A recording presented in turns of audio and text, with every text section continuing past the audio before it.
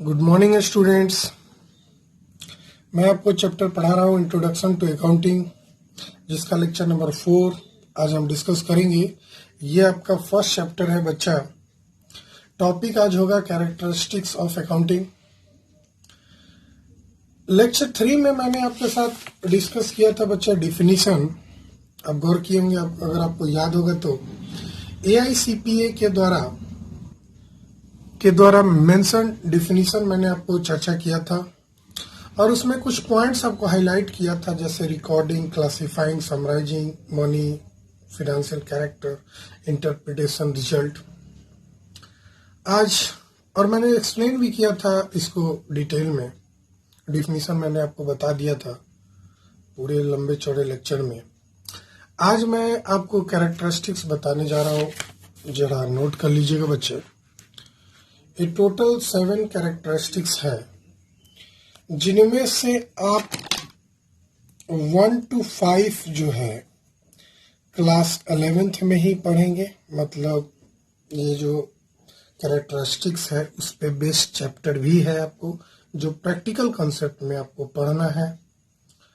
और ये दोनों जो चैप्टर आप कैरेक्टरिस्टिक्स देख रहे हैं, ये आपको 12th में प्रैक्टिकली पढ़ना है। 11th में आपको 1 to 5 कैरेक्टरिस्टिक्स पढ़ने हैं चैप्टर वाइज।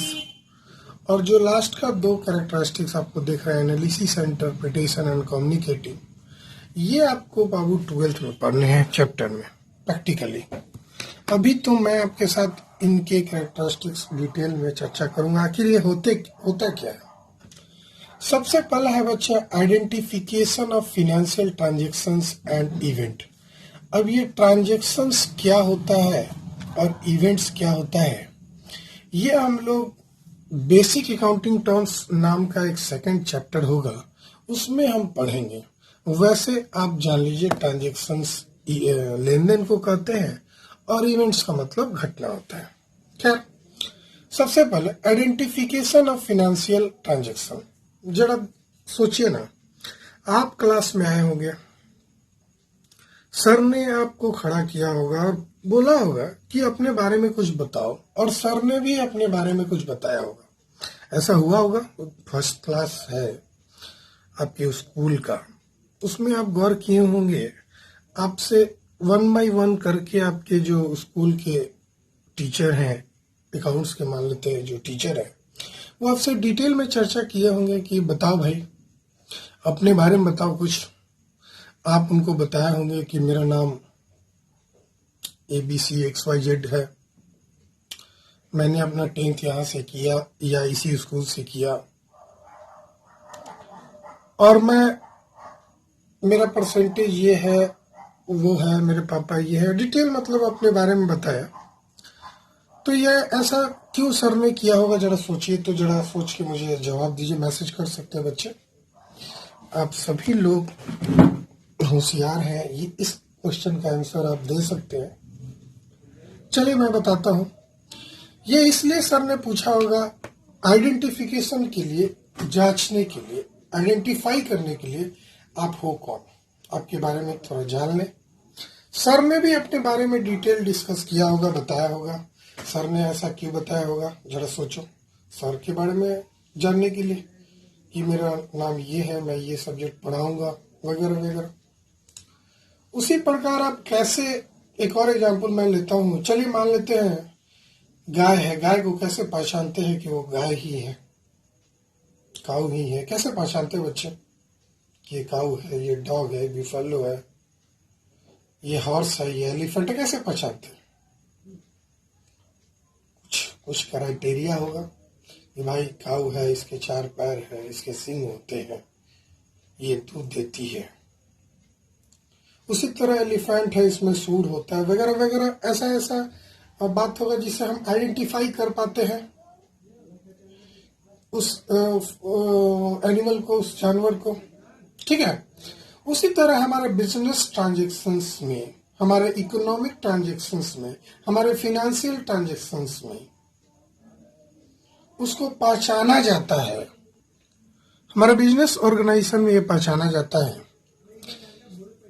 कि ये एसेट है, ये लायबिलिटी है, ये एक्सपेंस है, ये इनकम है, ये कैपिटल है, वगैरह वगैरह पहचानते हैं हम लोग, आइडेंटिफाई करते हैं। ठीक है ना। तो मतलब अगर बात करते हैं बिजनेस की ट्रांजैक्शंस का, तो सबसे पहला काम हम लोग पता करते हैं, उसके बारे में डिटेल जानते हैं, उसका नेचर क्या है। ठीक है। दूसरी कैरेक्टरिस्टिक्स बचा था मेजरिंग द आइडेंटिफाइड ट्रांजैक्शन। हमने जो ट्रांजैक्शंस को आइडेंटिफाई किया है, अब उसको मेजर करने की बात आती है। भाई मेजर नहीं करेंगे तो अकाउंटिंग होगा ही नहीं। पहले तो आइडेंटिफाई करेंगे, अब उसको मेजर करेंगे। मेजरमेंट कुछ इस प्रकार से सोचो ना बच्चे, कि आपने कोई सामान परचेस किया, उसके बदले में आपने कुछ पैसा दिया। आपने कुछ सामान बेचा, उसके बदले में आपको पैसा मिला, या आपको क्रेडिट में मिला कि चलो भाई बाद में आपको पैसा मिलेगा, वगैरह वगैरह, कुछ प्रूफ मिला, डॉक्यूमेंट मिला। तो आपके पास मेजर करने के लिए था, भाई ये मैंने पेन खरीदे हैं, तो इस पेन की इतनी प्राइस है, ये रहा उसका कैश मेमो। आपने मेजर कर लिया कि इस पेन की दाम 3 रुपया है, 4 रुपया है, या 5 रुपया है, जो भी है। ठीक है बच्चे, आपने मेजर किया। तो फिनेंशियल ट्रांजैक्शंस को मेजर करना बहुत जरूरी है। अगर आप मेजर नहीं कर पाते हैं आइडेंटिफाइड ट्रांजैक्शन को, जो भी आपने ट्रांजैक्शंस को आइडेंटिफाई किया, अगर आप उसको मेजर नहीं कर सकते हैं, तो भाई बात बनेगी नहीं, अकाउंटिंग होगी नहीं। अकाउंटिंग होने के लिए, बात बनने के लिए मेजरमेंट बहुत जरूरी है बच्चे। जैसे एक एग्जांपल ले लेते हैं। आपका एक बिजनेस चल रहा है, बहुत अच्छा खासा आपका चल रहा है, और आपके बिजनेस में एक एम्प्लॉय है, और वो एम्प्लॉय इतना अच्छा है कि उसको कस्टमर से डील करने का इतना अच्छा अनुभव है कि वो आपके सामान को यूं चुटकियों में बेच देता है। वो अचानक से वो फैसला लेता है कि आपके बिजनेस में वो हटेगा, छोड़ेगा। और छोड़ेगा तो छोड़ेगा, वो डिसाइड कर लिया कि वो दुकान आपके दुकान के सामने भी बैठाएगा। अब लोग क्या होगा बच्चे, आपके बिजनेस पे बहुत बड़ा नुकसान होने जा रहा है, क्योंकि एक आपका बहुत होनहार काबिल एम्प्लॉय छोड़ के तो गया ही, साथ में आपके कंपटीशन में सामने दुकान खोल दिया। अब ग्राहक से उसका बहुत ज्यादा पड़ता था, बहुत अच्छा सा हैंडल करने की आदत था, आपका तो बिजनेस गया। लेकिन क्या आप उसे मनी के टर्म्स में बदल सकते हैं, मेजर कर सकते हैं? बिल्कुल ही नहीं मेजर कर सकते हैं। तो जो चीज को आप मेजर कर ही नहीं सकते, जो चीज को आप मेजर कर ही नहीं सकते, उसका अकाउंटिंग तो होगा ही नहीं। तो इसीलिए ये बताया गया है कि सबसे पहला कैरेक्टरिस्टिक, भाई सबसे पहले जो भी फिनेंशियल ट्रांजैक्शन है, जो भी इकोनॉमिक ट्रांजैक्शन है, उसको आइडेंटिफाई करो। उसको आइडेंटिफाई करने के बाद उसको मेजर करो, मनी के टर्म्स में मेजर करो। और एक बात बता दूं, ये जो सेकंड वाला आप देख रहे हैं ना कैरेक्टरिस्टिक्स बच्चे, जब आपको हम अकाउंटिंग प्रिंसिपल कन्वेंशन वगैरह पढ़ाऊंगा, जो कि आई थिंक 3rd या 4th चैप्टर होगा, उसमें एक मनी मेजरमेंट कॉन्सेप्ट आता है बच्चे। वैसे तो मैं वहां आपको बताऊंगा मनी मेजरमेंट कॉन्सेप्ट क्या होता है। बस यूं समझ लो, मनी मेजरमेंट कॉन्सेप्ट उसी को बोलते हैं जिसको हम मनी के टर्म्स में कन्वर्ट कर सके, मनी के टर्म्स में रिकॉर्ड कर सकते हैं। अगर किसी चीज को मनी के टर्म्स में रिकॉर्ड नहीं करेंगे तो उसकी भाई बात नहीं होगी, उसकी अकाउंटिंग नहीं होगी। जैसे कि मैंने आपको एग्जांपल लिया कि आपका एक अच्छा एम्प्लॉय बिजनेस छोड़ के आपका चला गया और सामने ही दुकान खोल लिया। अब आपको नुकसान तो बहुत होगा, लेकिन उसको मनी के टर्म्स में आप रिकॉर्ड नहीं कर सकते हैं। उसका कोई सेल परचेस का रसीद तो नहीं है, कैश मेमो आपके पास तो है नहीं। आपका एम्प्लॉय चला गया तो आपके पास कैश मेमो आ गया, ऐसा कुछ है नहीं। तो आप उसको रिकॉर्ड कर सकते हैं क्या? नहीं कर सकते। तो भाई अकाउंटिंग कहता है कि आप आइडेंटिफाई करो और उसको मेजर करो मनी के टर्म्स में, तब बात बनेगी। उसके बाद तीसरा आता है भाई रिकॉर्ड करने का। रिकॉर्ड सोचो ना, यहीं से आपका एक्चुअली बेसिक ऑफ अकाउंटिंग शुरू होता है। बेस है ये रिकॉर्डिंग जो है बेस है। अगर आप ये सीख गए ना बच्चे, रिकॉर्डिंग करना सीख गए, तो आप अकाउंटिंग में समझो कि महारत हासिल कर लिए। वैसे रिकॉर्डिंग करना में अभी बहुत आगे है, बहुत बाद में सिखाना। अभी तो बस जानना रिकॉर्डिंग होता क्या है। भाई आप बिजनेस में डेली का ढेर सारा सेल करते हैं, ढेर सारा परचेज करते हैं, बहुत सारे एक्सपेंसेस आप पे करते हैं। आप मान लो ना, एक दुकान है आपका, एक किराना का दुकान है। अब किराने के दुकान में ये ले लो, छोड़ो, कपड़ा का दुकान ले लो। अब कपड़े के दुकान के लिए, आप कपड़े के दुकान में जो गुड्स रखे हैं, कपड़े रखे हैं बेचने के लिए, उसको आप कहीं से खरीद के लाते होंगे। आप कहीं से खरीद के लाते होंगे और डेली उसको बेचते होंगे। इसको बेच दिए, उसको बेच दिए, इतना ज्यादा आपका कस्टमर है, सबको बेच रहे हैं, किसी को आप उधार दे रहे हैं। यहाँ तक कि उसमें बहुत सारे खर्चे भी हो रहे हैं। आपके दुकान में रेंट देना पड़ रहा है, उसका इलेक्ट्रिसिटी बिल देना पड़ रहा है, उसका टेलीफोन बिल देना पड़ रहा है, इंटरनेट का बिल देना पड़ता है, स्वैप मशीन का बिल देना पड़ता है, खर्चे करने पड़ते हैं। अपने एम्प्लॉय रखा है, उसका सैलरी देना पड़ता है। सेल्समैन रखा है कपड़े बेचवाने के लिए, उसको आप सैलरी दे रहे हो। इन सभी चीजों को जब तक लिखोगे नहीं, तो क्या आपको साल भर याद रहेगा? बोलो। अगर आप कहीं रिकॉर्ड नहीं करते हो तो क्या वो चीज आपको याद रहेगा बच्चे? सोचो। तो बात तब होती है ना, अकाउंटिंग की बात तभी होती है जब इन चीजों को, जो आपने हमारे मुंह से अभी सुना कि भाई सामान खरीद के लाए हैं, बहुत सारे कस्टमर से खरीद के लाए हैं, बहुत सारे कस्टमर को आप बेचने जा रहे हैं, उनको एक लिखित रूप दे देंगे। तो हमारे फाइनेंशियल ट्रांजैक्शंस क्या जो मनी के टर्म्स में कन्वर्ट हो सकता है, उसको रिकॉर्ड करेंगे, उसी को रिकॉर्डिंग बोलते हैं। उसको एक जगह सुरक्षित करेंगे, डॉक्यूमेंट तैयार करेंगे और लिखेंगे भाई इतना का सेल हुआ, इतना का परचेज हुआ, इतना मेरा खर्चा गिरा, इतना सैलरी दिए, इतना रेंट दिए, इतना इलेक्ट्रिसिटी दिए, इतना टेलीफोन बिल दिए, इंटरनेट बिल दिए, वगैरह वगैरह। दुनिया जो भर का बहुत सारे आपने खर्चा किया, बस उसको लिख दिया, रिकॉर्ड कर दिया, उसी को रिकॉर्डिंग बोलते हैं। ठीक है बच्चा? अरे भाई रिकॉर्डिंग आप नहीं समझे तो एक और एग्जांपल ले लो। भाई गान आप सोचो ना, मैं यूट्यूब पे वीडियो बनाता हूँ, उसको कहीं ना कहीं रिकॉर्ड करता होगा। कहाँ रिकॉर्ड करता हूँ? अपने रूम में बैठता होंगे और अब कैमरे के सामने आते होंगे या मोबाइल से रिकॉर्ड करते होंगे हम, है ना? कहीं ना कहीं रिकॉर्ड करते हैं। गाना भाई रिकॉर्ड होता है, म्यूजिक वगैरह का, मूवी वगैरह रिकॉर्ड होता है, कहीं तो रिकॉर्ड होता है, तभी तो आपके पास पहुंचता है, आप सुनते हो, रिकॉर्ड होता होगा ना, उसी को रिकॉर्डिंग बोलते हैं बच्चे। तो हमारे बिजनेस में जो बिजनेस ट्रांजेक्शन की बात को लिखा जाए, उसी को रिकॉर्डिंग करता है। वैसे तो गाना का रिकॉर्डिंग हो गया, यूट्यूब पे हमारा जो वीडियो जा रहा है उसकी रिकॉर्डिंग हो गया, लेकिन जो फिनेंशियल ट्रांजैक्शन, जो बिजनेस में इकोनॉमिक ट्रांजैक्शन हो रहा है, रोज रोज का जो लेन देन हो रहा है, उसको एक लिखित रूप दे दिए ना, उसी को बोला जाता है बच्चे रिकॉर्डिंग। अब रिकॉर्डिंग जहां से आपका बेस स्टार्ट होता है, उसके बाद बात आती है क्लासिफाई करने का। आप रूम में जाते हो, मैंने इसको वैसे समझाया था अपने थर्ड लेक्चर में।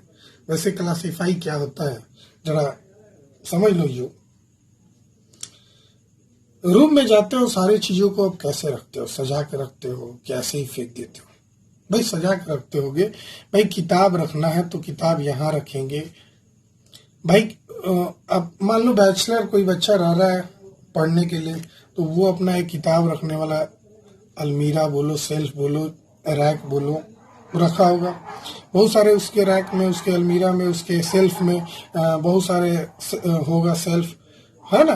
तो किसी में वो अपने श्रृंगार वगैरह का सामान रखता होगा। भाई चलो थोड़ा सा ले लेते, परफ्यूम वगैरह लेते, बॉडी स्प्रे ले लेते हैं, है ना?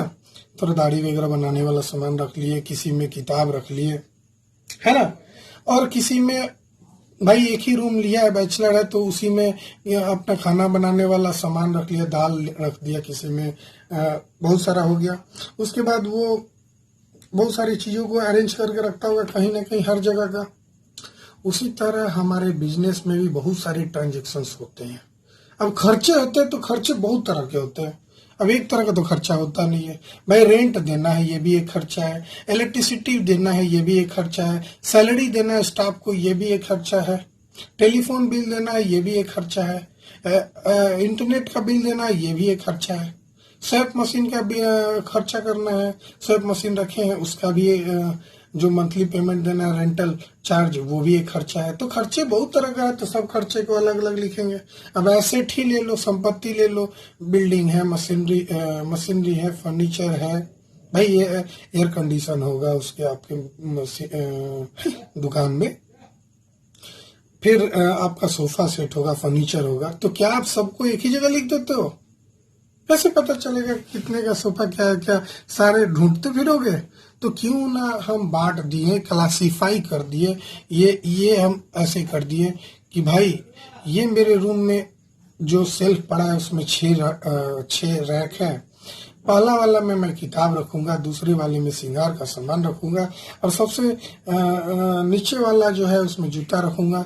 दाएं ये मान लो लेफ्ट साइड का है, राइट साइड वाला में कभी एक ठो में मसाला रखूंगा, एक ठो में आटा चावल रखूंगा, एक ठो में बर्तन रख दूंगा, है ना भाई। बैचलर तो ऐसे ही रहता है। उसी तरह क्या होता है ना, हमारे बिजनेस में सारे ट्रांजेक्शन को अलग अलग बनाते हैं, अलग अलग क्लासिफाई करके लिखते हैं। उसी को बच्चे बोलते हैं क्लासिफिकेशन। मतलब जो भी बिजनेस ट्रांजेक्शन है, फाइनेंशियल ट्रांजेक्शन है, इकोनॉमिक ट्रांजेक्शन है, उसको मेजर करने के बाद, रिकॉर्ड करने के बाद हम उसको बांट देते हैं। लिखने के बाद हम उसको बांट देते हैं। भाई गाना रिकॉर्ड हुआ तो गाना में भी ये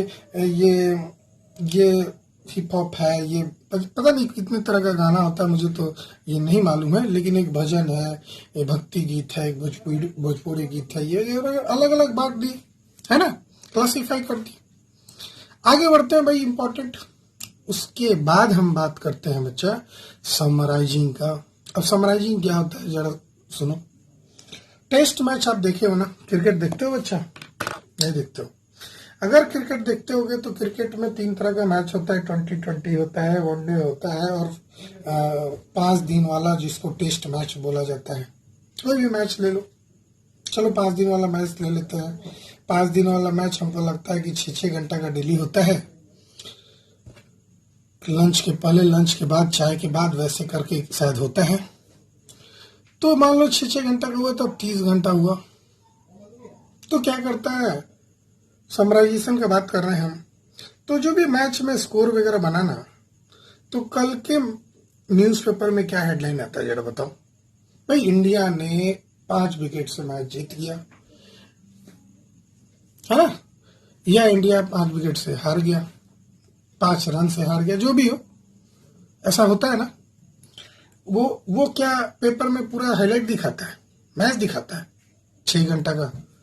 पूरे 5 दिन के मैच के बाद जो पेपर में रिजल्ट आया उसमें क्या है, पूरा मैच दिखाता है भाई, समरी करके बता देता है इंडिया जीत गया, इंडिया हार गया, इतने रनों से हारा, इतने रनों से जीता।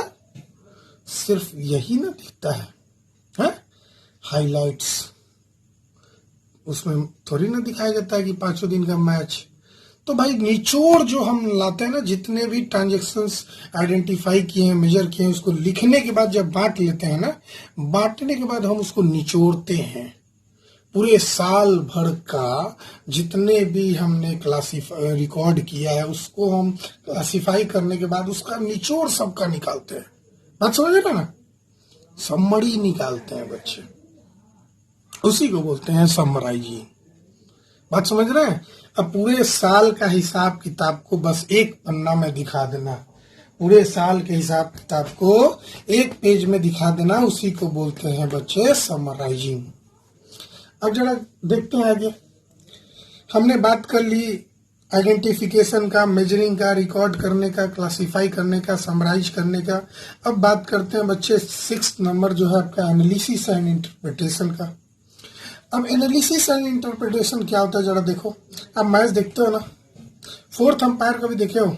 न्यूज चैनल वगैरह पे बैठता है, इंडिया न्यूज पे, या हर मैच के बाद बहुत सारे न्यूज चैनल पे ये 4th अंपायर बैठता है। 4th अंपायर कौन होता है बताए? तो वो जो रिटायर कर जाते हैं ना हमारे क्रिकेटर भाई लोग, तो रिटायर होने के बाद उनका कोई काम धाम होता नहीं है, वो किसी न्यूज चैनल पे आ जाते हैं और लगते हैं वहां पे किसी की क्रिकेटर का धज्जिया उड़ाना, टांग खींचने लगता है। अरे इसने ऐसे नहीं खेला, वैसे नहीं खेला, उसने रन नहीं बनाया, ऐसे ऐसे खेलता तो ऐसा होता, ऐसे बॉल पकड़ना चाहिए था, फील्डिंग खराब किया इडियट ने, वगैरह वगैरह। इडियट नहीं, सॉरी, मतलब कुछ ऐसा ऐसा बोलता है कि भाई ये कैच छोड़ दिया, वो कैच छोड़ दिया, इसको नहीं होना चाहिए, इसको अगला मैच में नहीं खिलाना चाहिए, या इसको आगे उतारना चाहिए, फर्स्ट सेकंड थर्ड ऐसे होता है ना सीरियल, उसमें इसका सीरियल कौन सा होना चाहिए, बैट्समैन का नंबर जो हम होता है, किस नंबर पे बैट्समैन कौन सा आएगा। तो ये फोर्थ अंपायर का काम क्या है ना, टांग खींचना है ना। अरे नहीं भाई, टांग नहीं खींचता, वो बताता है। ये फोर्थ अंपायर वाला काम ही ना एक और व्यक्ति करता है, जो टीम का मैनेजर है ना, मैनेजमेंट है ना, जो क्रिकेट टीम का मैनेजमेंट है, वो क्रिकेट टीम का जो मैनेजमेंट है वो भी क्या करता है ना बच्चे, डिस्कस करता है। क्या डिस्कस करता है कि हमको कौन से प्लेयर को कहाँ कब किस नंबर पे उतारना है, कौन से प्लेयर को कहाँ सजाना है, क्या हमने मिस्टेक किया उसको कैसे सुधारेंगे, वगैरह वगैरह चीजों पे टीम का मैनेजमेंट डिस्कस करता है। उसी तरह बिजनेसमैन क्या करता है, बहुत सारे मेंबर जो बिजनेस के होते हैं, वो मैनेजर्स जो होते हैं, वो एक जगह इकट्ठा होते हैं और वो डिस्कस करते हैं हमको कैसे प्लानिंग करना चाहिए, क्या बिजनेस करना चाहिए, ये मेरा प्रॉफिट हो रहा है तो क्या हम किए कि इस साल प्रॉफिट मेरा बढ़ गया, या क्या हम किए किस कारण से मेरा प्रॉफिट घट गया, या सेल बढ़ गया या सेल घट गया, उस कारण का चर्चा करते हैं। अगर सोल प्रोप्राइटरशिप का बात करें जो 11th में हम लोग पढ़ रहे हैं, तो उसमें सोल प्रोप्राइटरशिप खुद ही डिस्कस करता है, बड़ा चिंतन करता है, वो सोचता है, विचारता है कि हमको क्या करना चाहिए, अगर हमारा सेल डाउन हो गया है तो हम क्या करेंगे कि मेरा सेल अप होगा, है ना। मतलब हम क्या करें कि हमारा बिजनेस और ग्रोथ करेगा, या हमारा बिजनेस बहुत बढ़ रहा है तो भाई उसका निकाल लेते हैं, ऐसा क्यों हो रहा है, वो भी जानना जरूरी है। तो उसी को बोलते हैं एनालिसिस एंड इंटरप्रिटेशन। एनालिसिस करना, जो हमने समरी निकाला है बच्चे, उस समरी को एनालिसिस करना, जो कि आप क्लास 12th में प्रैक्टिकली समझेंगे एनालिसिस करना, ठीक है। तो बस समरी जो निकला है ना बच्चे, उस समरी को, बिजनेस का जो ट्रांजेक्शन्स का लेन देन का जो समरी हमने निकाला है, उसका एनालिसिस करना को एनालिसिस एंड इंटरप्रिटेशन कहलाता है।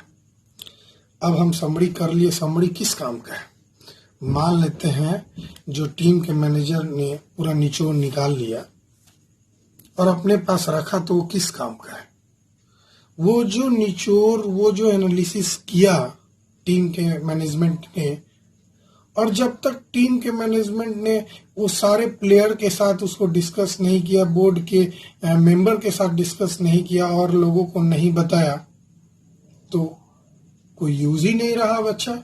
उसी तरह जो भी बिजनेस ट्रांजेक्शन है, जो सोल प्रोप्राइटरशिप बिजनेस है, उसमें जो एक लौता जो ऑनर होता है, उसने बड़ा सोच चिंतन विचार करने के बाद जो फैसला वगैरह कलेक्ट किया, और जब तक उसको शेयर नहीं करेगा किसी के साथ, जैसे उसको किसके साथ शेयर करना होगा जरा मैं बता दूं,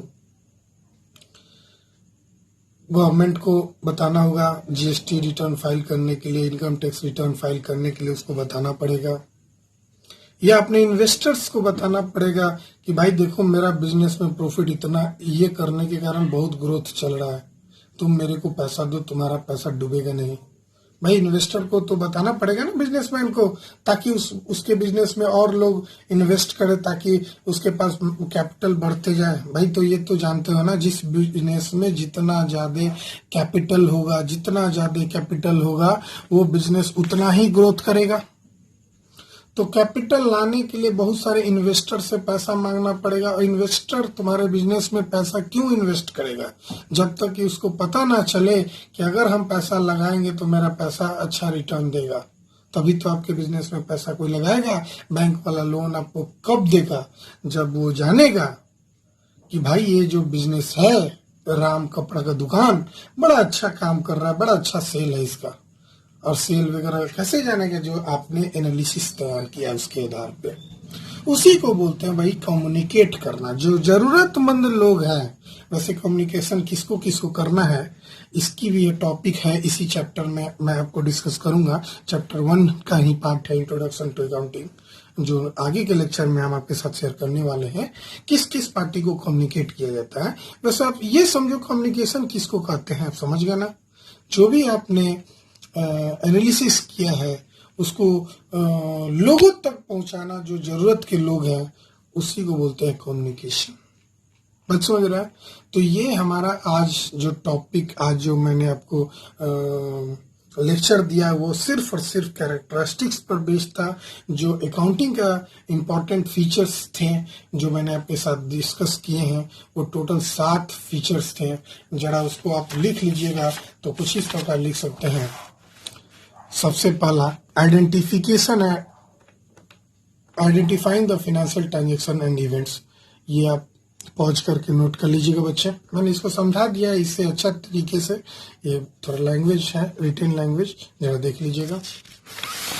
उसके बाद दूसरा आता है बच्चा मेजरिंग द आइडेंटिफाइड ट्रांजेक्शंस। इसको भी पॉज कर लीजिएगा वीडियो को और इसको नोट कर लीजिएगा। तीसरा मैंने आपको बताया था बच्चे रिकॉर्ड करना, रिकॉर्डिंग और क्लासिफाइंग बताया था मैंने, ठीक है। चौथा, ठीक है, पॉज करके लिख लीजिएगा। फिर मैंने उसका समराइजिंग करना सिखाया था, फिर मैंने आपको समराइजिंग करना सिखाया था, ठीक है ना। समराइजिंग करने के बाद मैं उसको इंटरप्रिटेशन, एनालिसिस एंड इंटरप्रिटेशन सिखाया था। और उसके बाद जो लास्ट टॉपिक था बच्चे वो मैंने सिखाया था कम्युनिकेटिंग। तो आप हर इसको पॉज कर करके आप लिख सकते हैं।